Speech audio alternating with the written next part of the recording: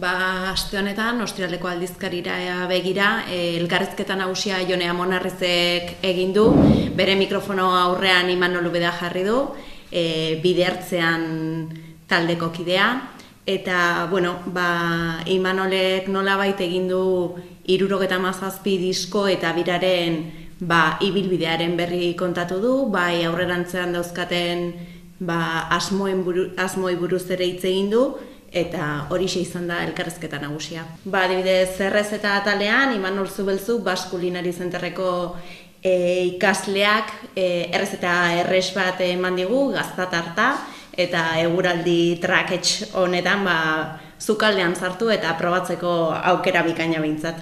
Historia atalean adibidez, Asier Artolak, Euskal Herriko Unibertsitateko ikerlariak, emakumea industrializazio garai hortan edo nola etxetik kanpora ere lanean nola murgildu zen eta zenolako bilakaera izan duen emakumearen presentzia lan munduan edo.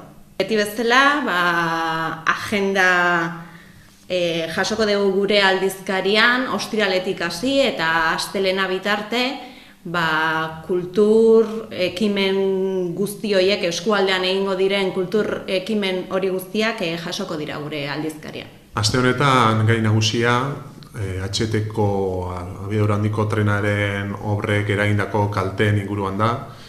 Hain justu orain ez asko, Tolosaldeko udalek jasotako kalte zerrenda aurkeztu zen, Gipuzkoako batzar nagusietan, eta hortik abiatu gara erreportajea egiteko. Alde batetik zerrendatzeko kalte guzti horiek eta baita ere mapa batean kokatzeko, nun gertatu dian, nun dauden kalte horiek.